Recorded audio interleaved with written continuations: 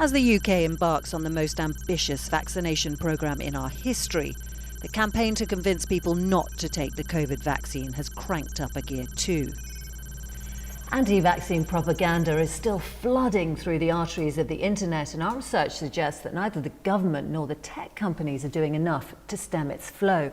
Figures obtained by us suggest that there are now 5.35 million UK followers of anti-vaccine social media pages.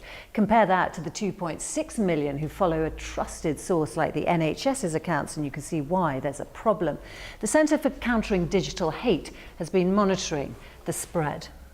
Well, we've all heard lots of fine words from the social media companies who tell us that they're doing their utmost to stop misinformation about vaccines on their platforms. The problem is they still have not taken action against the worst polluters of our information ecosystem.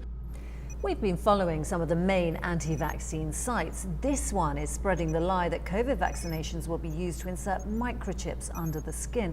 Ridiculous, you may think, but this site has over 3.5 million followers and has almost doubled its reach during the pandemic.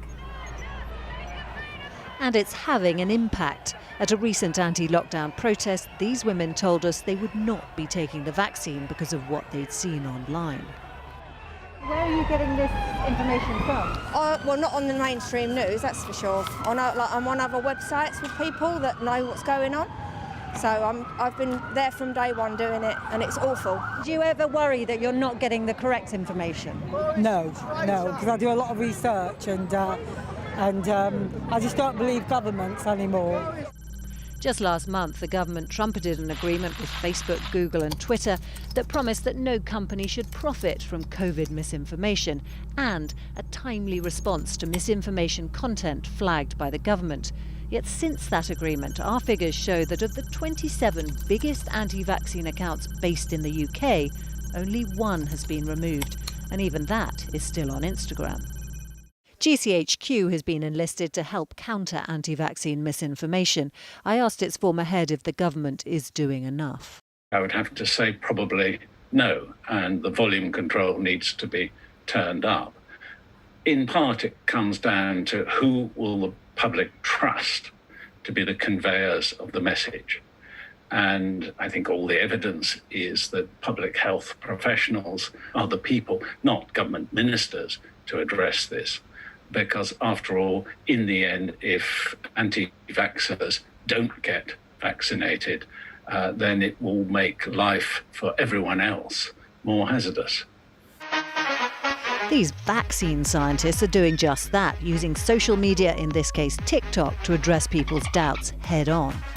Scientists have spent all this time making vaccines, but there's no point in making a vaccine if nobody is going to take it. So really now it's kind of our duty to educate the public on what exactly these vaccines are and just really reassure them that we've gone about this in a really safe way.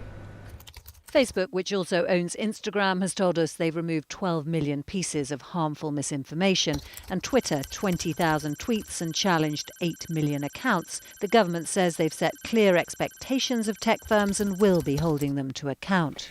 Our ability to leave the pandemic behind relies on people's faith in the vaccine not being undermined. Yet despite all the promises, we're still nowhere near anti-vaccine misinformation being shut down.